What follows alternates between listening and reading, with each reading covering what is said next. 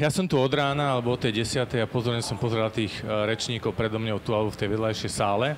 A čo ma tak zaujalo, že vlastne, čo je to zaujímavé na tých ľudí, čo boli predo mňou, je podľa mňa to, že každý sa snažil ako keby pustiť vás do tej svojej kuchyne, tej buď tvorby, alebo toho marketingu, reklamy, tomu, čomu sa tí ľudia venovali, a preto som sa rozhodol, aj ja, keď som tam vzadu sedel, že tú prednášku som mal pripravenú nepoužijem. A to, čo je najzaujímavejšie, že možno by som vás chcel takisto pustiť do tej mojej práce, do tej mojej tvorby, toho, čo robím a ako to robím, a že to bude ten prínos. A keď toto chcem spraviť, tak je to veľmi jednoduché, lebo tu je môj notebook a tu je vlastne celý môj systém práce, aj toho, odkiaľ kam sa dostať. A teraz som poprosil tú kolegyňu, či vie obsluhovať, toto je Norton Commander alebo Total Commander, taký software z 80. rokov, ktorý používam, a dúfam, že to pôjde. Čiže toto je môj notebook a budeme chvíľku sa v ňom nejako vrtať, aby som vysvetlil vlastne, ako tá celá práca funguje. Na začiatku len veľmi jednoducho, mám neziskovku, ktorú som založil 2002, väčšina tých projektov ide na tú neziskovku. Možno keď bude času, tak poviem aj prečo možno začať neziskovku a netreba hneď na základe SROčky a všetko podobné, že dá sa začať aj na neziskovom sektore a potom preskočiť do toho ziskového sektoru. Tak ešte technicky, ja používam nie Apple počítače z toho dôvodu, že chcem mať poriadok a chcem vedieť, kde sú všetky moje súbory. Čiže ja som to tam skúšal a ani za Boha som nevedel, keď som chcel niečo zmazať, nájsť, presunúť. Tam človek to nevie, alebo aspoň ja som to nevedel, tak som skončil pri klasických počítačoch a pri tomto Norton Commanderi. A toto, čo vidíte na ľavej strane, a trošku neostré, ale to sa dá aj zaostriť asi, je vlastne adresár, áno, projektov, na ktorých robím. Robím takou fintou, že to, na čom robím, dávam si tu ten podmedzerník, čiže momentálne pre mňa číslo 1 je Rytmus sídliskový sen, film o Rytmusovi, ktorý sa točí 8 rokov. A takto postupne mám tu projekty, na ktorých by som chcel robiť, alebo som robil, a sú ešte nejako živé. Keď samozrejme nejaký ten projekt už prestane byť živý, tak ho niekde obchám, a to znamená do nejakého podadresára. Keď niekto podadresári, tak proste je to mŕtve a už sa k tomu nevrátim. Budem hovoriť len o dvoch z nich, a to je ten projekt Ovce a ten projekt Rytmus sídliskový sen, ale aby sme sa k tomu dostali, tak ukážem niektoré projekty, ktoré sú mŕtve, ako to vyzerá. Poďme do Humulus Lupulus. Humulus Lupulus, poď celkom dole. Som začal niekedy v 2007. Urobím si vždy nejaký adresár alebo nejaký dokument, kde si to všetko píšem, celý ten projekt, ten námet, tie myšlienky, bude to kniha, bude to film, bude to animovaná tvorba, prezentácia nejaká veľká a tak ďalej, tak ďalej. Ako vidíte, ešte sa to na začiatku volalo Budweiser, on sa to potom mení, po neviem koľkých, po mesiaciach ďalej to ide svojim životom. A skončil, poď ešte hore celkom, šikovná, super, skončil niekde tunak na Vianoce, 2008, kde som povedal, že tento projekt nemá momentálne uplatnenie a stojí, je tam mŕtvy. V nejakom 2011, vidíte, som sa chcel ešte k nemu vrátiť, ale odtedy som vlastne do toho nevošiel a nepokračujem. Že toto je taký mŕtvý projekt, na ktorom nepokračujem, ale keďže je pre mňa veľmi zaujímavý a raz by som ho chcel pokračovať, tak ho stále nemážem z tých hlavných myšlienok, z toho hlavného adresára, a určite sa k nemu vrátim. A poteraz naspäť. A takto nejako vznikol aj seriál Ovce.sk a poprosím ťa tu a poteraz úplne dole. Tu je niekde 17, 2009, ale tu sa mi zmenil počítač, čiže tam nejaké súbory sa stratili, že on vznikol nejako 2006-2007. A čo sú tie čísla? Tie čísla sú, že keď ten hlavný dokument mám, tak stále to neprepisujem do toho istého, ale vždy, keď sa to posunie o nejakú takú myšlienku alebo takú väčšiu vec, tak si zmením číselko. A takto mi to pokračuje ďalej, čo sa mi zdá také prehľadnejšie, to som taký poriadku milovný, že takto sa viem aj vrátiť. Po prípade, keď sa stane to, že ja napríklad pošlem v tomto prípade, toto je animovaný seriál, ten scenár kolegom, povedzte mi svoj názor a pošlem im 20-ku. A keď im na budúce zase chcem poslať, tak musím akože zdvihnúť to číslo, lebo na budúce im poslám 21, aby sa im to tam v tých počítačoch neskopírovalo do toho jedného súboru. Čiže aj keď to začnem nejako zdieľať, tak vtedy automaticky mi to ide do vyššieho číselka. A poteraz úplne nakoniec, A po neviem koľkých rokoch, od 2007 do 2015 je veľa rokov, je tu nejaká verzia 221, ktorú som nahral tam vzadu, aby ste videli, že stále sa na tom pracuje, ale aj bez toho tu mám nejakú 220, že ešte pred neviem koľkými 5 mesiacmi som ten projekt posunul dopredu. Čiže takto nejako vyzerá u mňa projektový manažment a môžeme možno ísť hlbšie do toho projektu OCS, lebo on je zaujímavý aj tým, že keď nejaký projekt vzniká, tak ono to potom vyzerá, že to je veľmi jednoduché. Tu bolo kopec rečníkov, ukazovali, že toto sa podarilo a hovorí, že Ježiš, však to je jednoduché, že takéto niečo urobiť. Áno, a ja vám teraz ukážem, že aké to je vlastne trošku komplikované a mám tu pripravené nejakú audiovizuálnu tvorbu, že bude to aj nejaké video, tak ja poprosím túto korunku krásy, to je ten animovaný seriál OCS, a pustiť. A poprosím ťa, že by si zastavila vždy, keď ti poviem. Korunka krásy.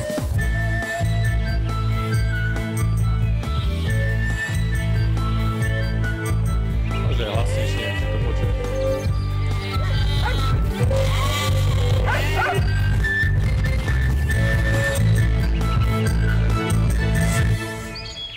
Jano, nezdá sa ti, že tá ovca je nejaká pochudnutá? Aj kožúštek má vyblednutý. Stop. No, teraz sa zastavím. Tento seriál, kto to nepozná, nie ste naša cieľová skupina, čiže nemusíte to poznať. Nebudem z toho mať mindráky, že to nepoznáte. Sú to deti. Ukážem čísla, ako to v tom detskom svete funguje. Je o Janovi, Bačovi, ktorí rozosprávajú na svojom príbehe, na svojom košiari príbeh o tom, ako ovce, čiže deti, sa nesprávajú zodpovedne na internete a takto vlastne formou osvety, prevencie učíme deti, aby nerobili zlé veci na internete. A každý príbeh je o jednom ohrození, to sa volá korunka krásy, je to o anorexii, alebo lepšie povedané o tých blogoch, kde sa hovorí, že buď chudá, štíhla a tak ďalej. Volá sa to anablog, nejdem do hĺbky. A táto rozprávka má práve vystrihať tie deti, aby nepodľahli tým blogom, aby mali vlastný rozum a tak ďalej. A predtým bola tá ovečka, pod naspäť, čo bol taký vizuál. Áno. A tu, prečo takáto ovca je takto, ako vyzerá, a to idem do tej hĺbky tých projektov a prečo to možno vzniká toľko rokov a prečo to možno je úspešné v tej cieľovej skupine, lebo táto ovečka žuje žuvačku, čo zase, keď človek ide do hĺbky tých projektov, pochopí, že anorexia je o tom, že nejaké pravidlá sú tam, deti chcú chudnúť, budú mať stále žuvačku, má červený náromok, čo zase pre deti hovoríme, že áno, kto je anorektik, tak vie, že červený náromok je ten, ktoré majú anorektičky, keď ste bulimička, máte, neviem, rúžový náromok a tak ďalej. Plus má vyblednutý kožúšček, čo zase analógia toho, že deti, ktoré chudnú, strácajú vlastne pigment, sú bledé, lebo nemajú dostatok živín. Poďme ďalej.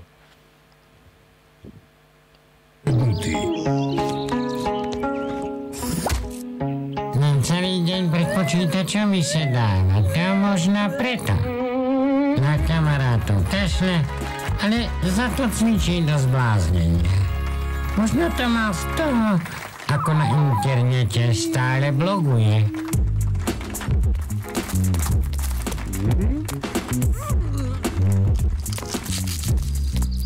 Čo kuje? Bloguje.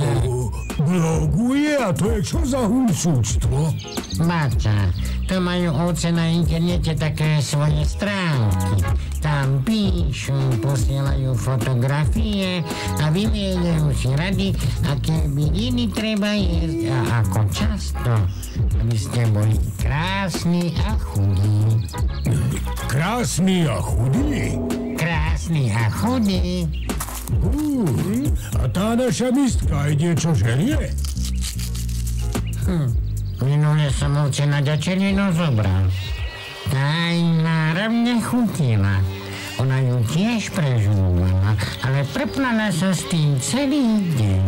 Potom niekam zmizla a na večernu... Dobre, idem naozaj veľmi rýchlo, len aby ste videli tú hĺbku možno toho obrazu, toho, ako sa do tých projektov ide. Tu je detail, ako ovca sa pozerá do zrkadla, do jazierka alebo do rieky, lebo tie deti, ktoré sú anorektičky, také niečo robia. Všetci prežúvajú, alebo dlho prežúvajú, poznáte tú dietu, treba 1000-krát rýžu prežuť a potom nie ste hladní. A na večernú pašu nešla, lebo večer sa nie je, keď sa chudne a ide teraz vracať, čo zase, keď je to seriál cielený do skupiny vekovej 4 až 10, tak sme nechceli ukázať vracanie, ale dali sme mu ako keby zakrík, že tam bude vracať. Až mimochodom, viete, kde sa vracia najčastejšie? Že v detskej izbe do vázy. Čiže keď budete mať deti, kontrolujte detské izby a vázy, to sa dá umyť a tak ďalej. Dobre, a poďme na záver. Neprišiel. Joj, však sa už všetkým baranom prestala páčiť. Kožúštek má fľakatý, stále jakási chorá, samá kosť a koža. Čo s ňou budeme robiť?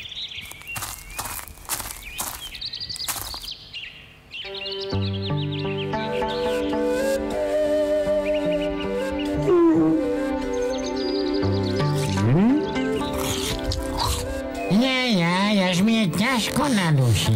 Musíme jej všetci pomôcť.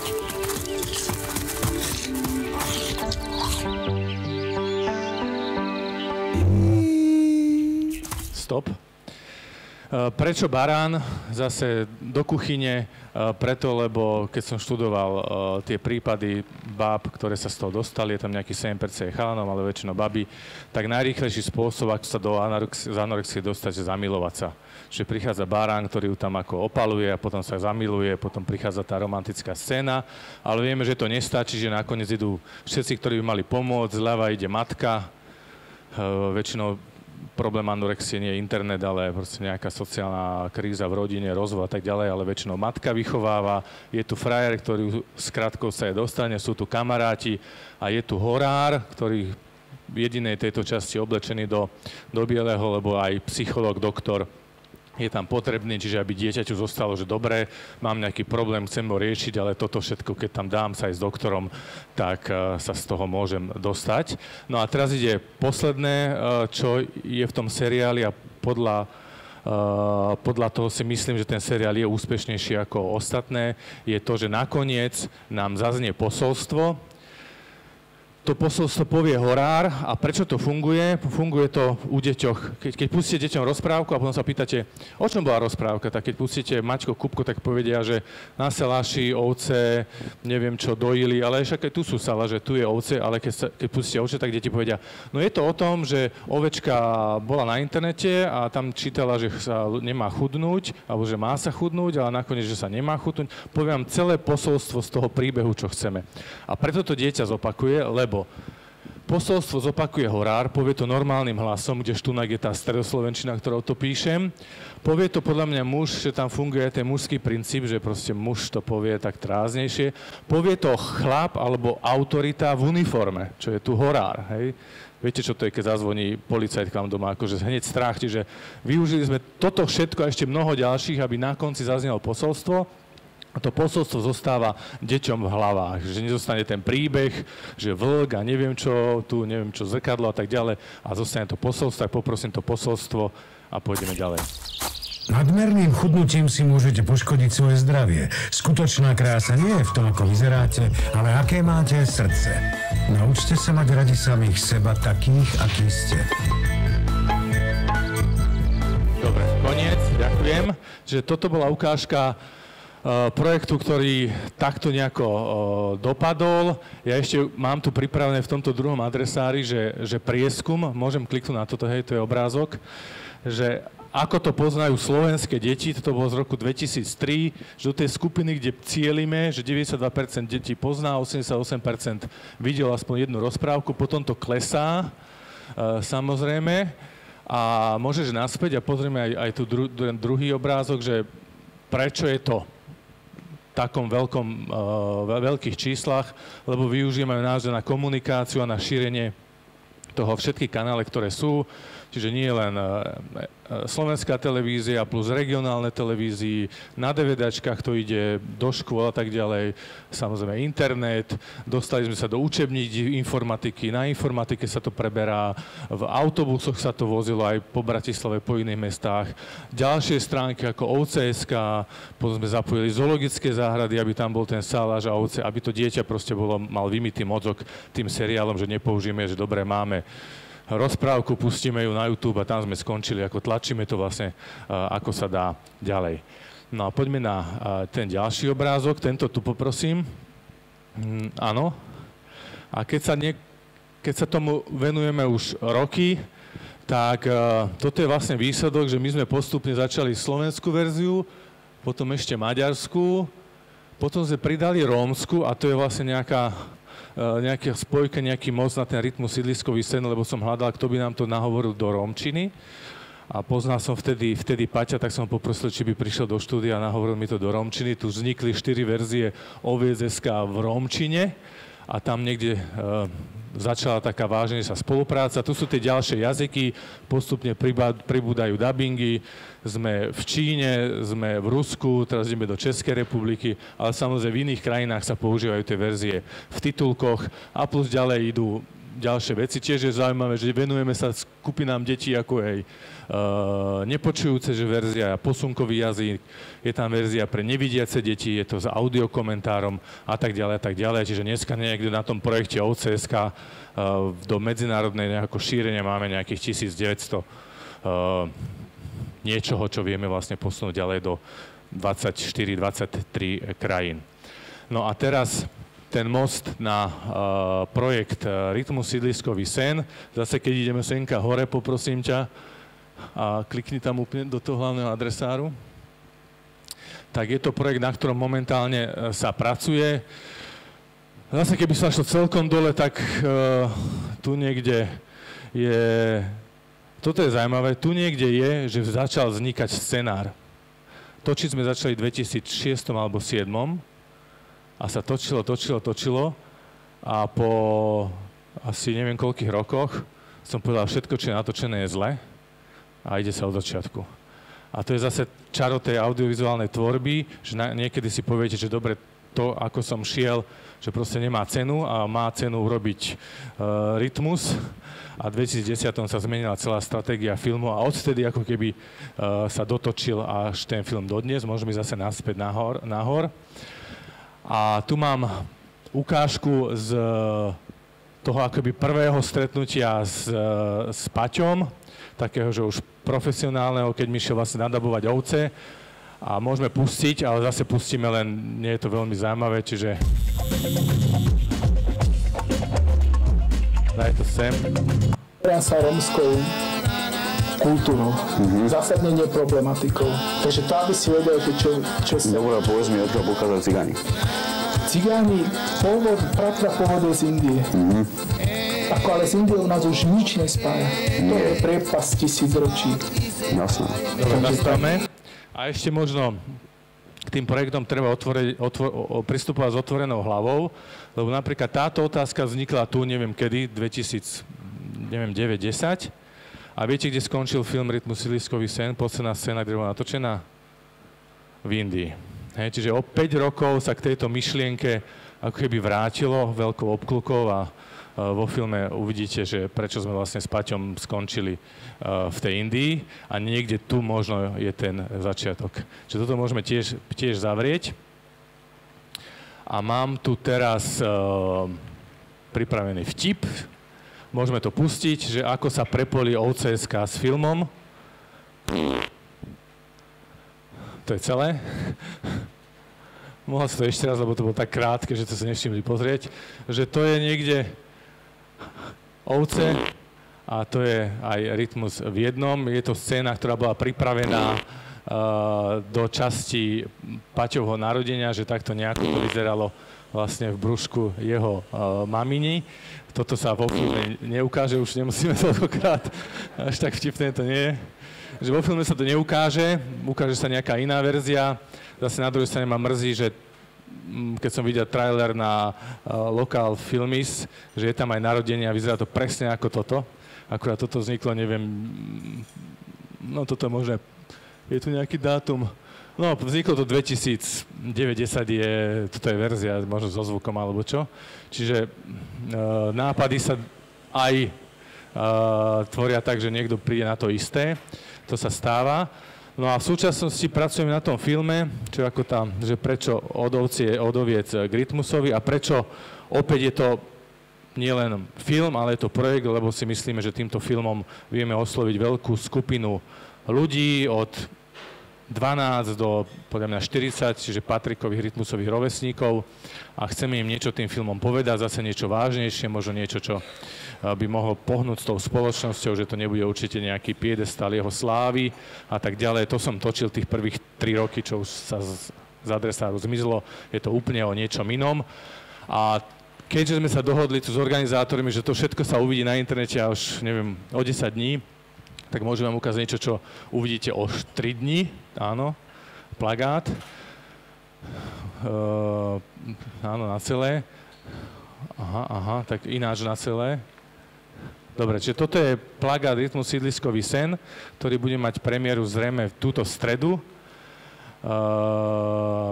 Má vyvolať to, čo plagát má vyvolať, za prvé motiváciu ísť si pozrieť na to, čo ten plagát rozpráva, na druhej strane zase z toho marketingového pohľadu, keďže o marketing sa to hovorí, plagát je skratka celého filmu, čiže do jednej B jednotky treba vsunúť 90 minút filmu, čiže toto je jeden obrázok, ktorý charakterizuje celý film. Možno zase do takej kuchyne, asfalt, detským písmom, tak ako sa v tých 80. rokoch, keď Paťo vyrastal, písalo po asfalte, po sídliskách a tie sny, ako si deti snívali a nakoniec vlastne vznikne niečo v každom živote z nás. Claim ten hlavný, toto není film, toto je život. Je o tom, že ten dokument alebo hudobný film naozaj chcem, aby bol autentický a dúfam, že keď ho uvidíte 20. augusta, si poviete, áno, toto nie je nahraté, toto je naozaj celý život. No a teraz skorej, ako vám pustím to vyvrcholenie, aspoň pre mňa, lebo trailer bude na premiéru až 14. Čiže o 1,5 týždňa budete prvý, kto ten trailer uvidí. Je to nejaká verzia, tiež ešte nie je celkom finál, ale celkom slušná. Tak dávam ešte krátku otázku, ešte mám pár minút, hej? Trailer má 2,5 minúty alebo 2 minútky, čiže kto má ešte nejaké otázky, tak teraz. Keď nie, tak ja sa budem pýtať sám seba. Vieš čo, poď sem hore, že Humulus Lupulus začal 2006-2007, ovce tiež.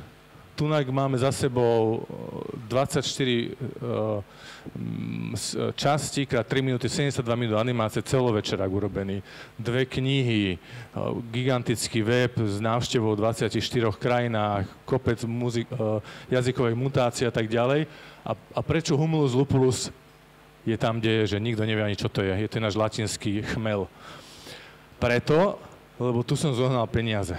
Na tento projekt a na tento som nezohnal. Čiže žiaľ, aj takto fungujú projekty. Ďalej, momentálne otvor, prosím ťa, PIS. Nový projekt, ktorý pôjde po rytmusovi, začal vznikať prednedávnom, pred rokom. Volá sa Asimilovaný, super názov, ako jeden z najlepších, netreba ani povedať, že o čom to je. Hej, nenávisti voči niekomu, kto vyzerá ináč, inak sa správa tak ďalej. Takto on sa mení si názvy, viete, čo je Pegida? To je proti islamofóbne veľké hnutie, pochádza z Nemecka a končí písom, ktorý teraz niekde po roku už ide do finále. Čiže dá sa robiť aj projekt kratšiu dobu, aby ste neboli z toho znechutení, že niečo trvá niekoľko rokov. Za 1 rok vlastne projekt bude mať premiéru možno v októbri alebo v novembri, čiže toto je rýchly projekt. Medzi tým si pripravil niekto otázku?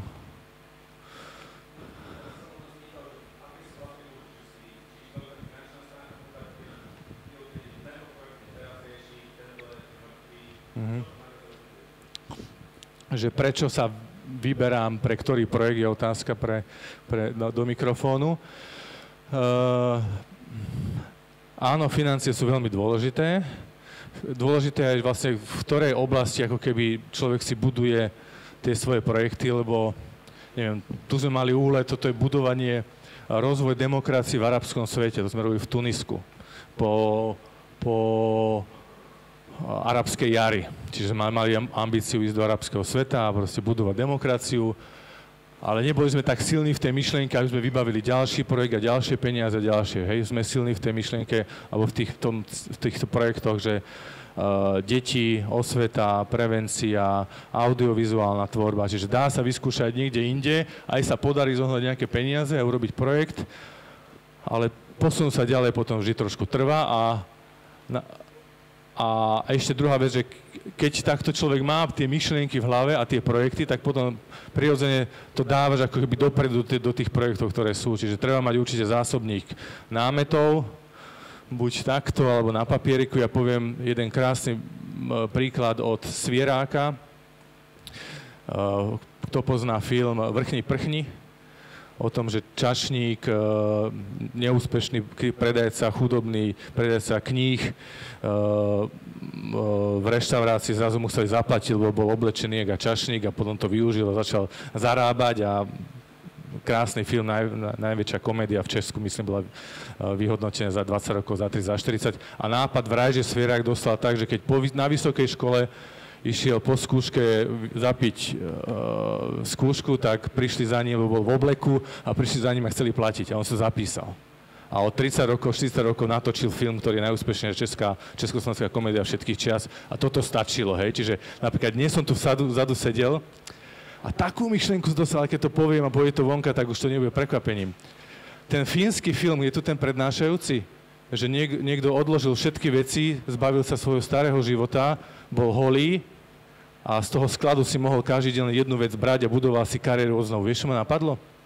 Napadlo ma, že keby bol Rytmus úspešný a bude dvojka, rozmýšľam, o čom by mohla byť dvojka, tak jedna z ďalších 7 nápadov je, že dať ho do nejakej krajiny, kde ho nepoznajú, kde nemá kamarátov, vyzlieť ho do naha, doslova, nemáš nič a skús za niekoľko týždňov, mesiacov si vybudovať kariéru. Či to je v tebe, alebo to bolo okolie a náhoda a neviem čo. Že toto napríklad napadlo, lebo som videl tam ten film a hneď som to, čiže toto mám v hlave, nebude to tu napísané, ale keby vznikol Rytmus sídliskový sen dvojkami adresa, tak asi by som začal týmto, že film, Dobre?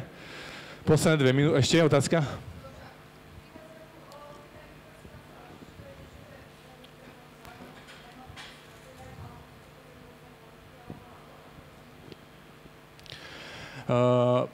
Je pravda, že peniaze sú kľúčové, keď sa chce robiť veľký projekt. Proste tie ovce stáli megaprachov, film stojí megaprachov, čiže hľadám, kde sú peniaze a snažím sa tie nápady tým donorom, investorom, fondom európskym, ministerstvám slovenským ako ponúknuť, že toto je niečo, čo tu nebolo, je to zaujímavé a tak ďalej.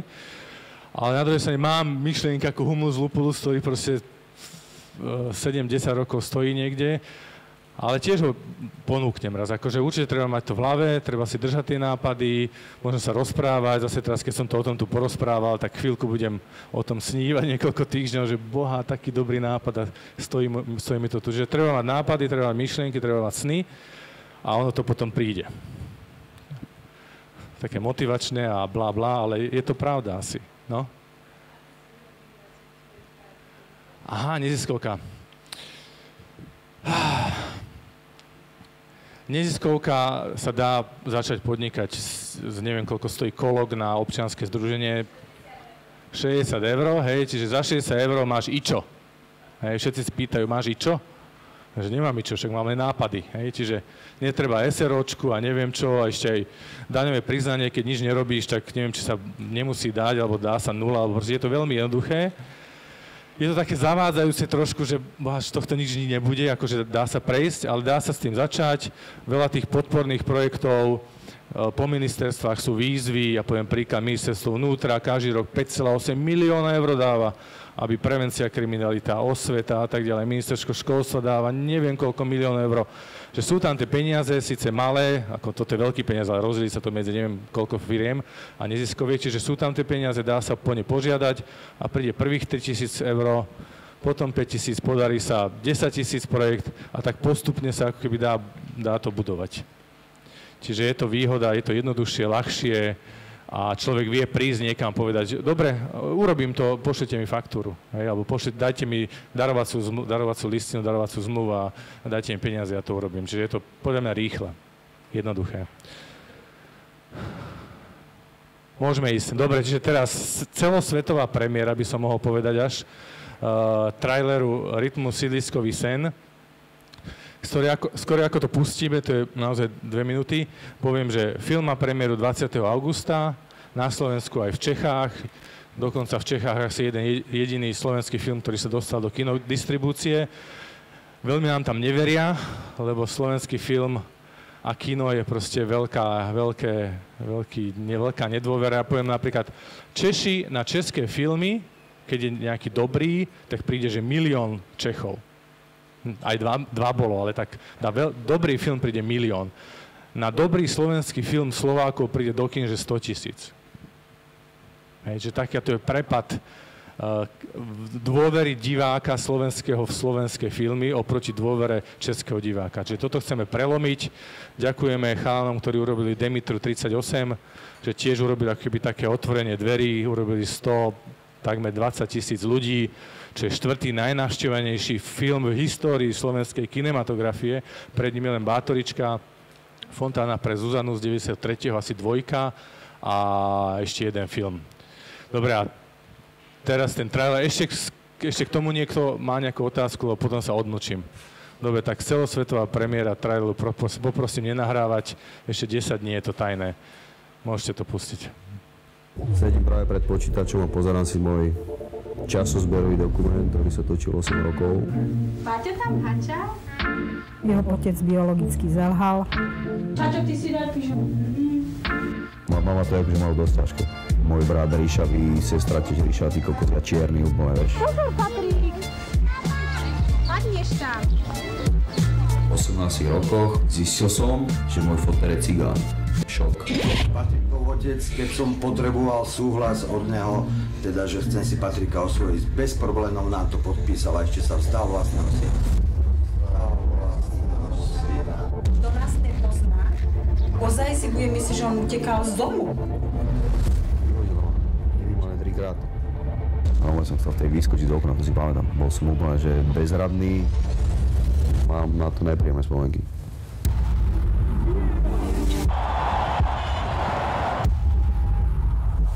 Neviem, čo mám povedať. P***y som z toho.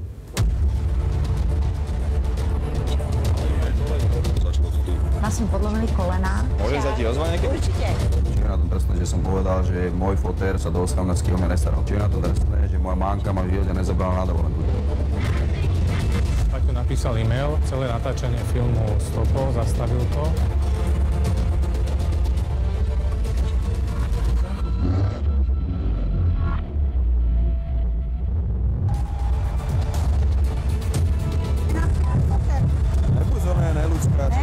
Normálna, v pohode. Jedna žena, ktorá po ňom ide z biznisu, či s ním spolupracuje. 6 rokov na to. Bola to ona. Už som sa na neho nedívala ako na objekt muža, ktorý sa mi páči. Som u tvojej mamky.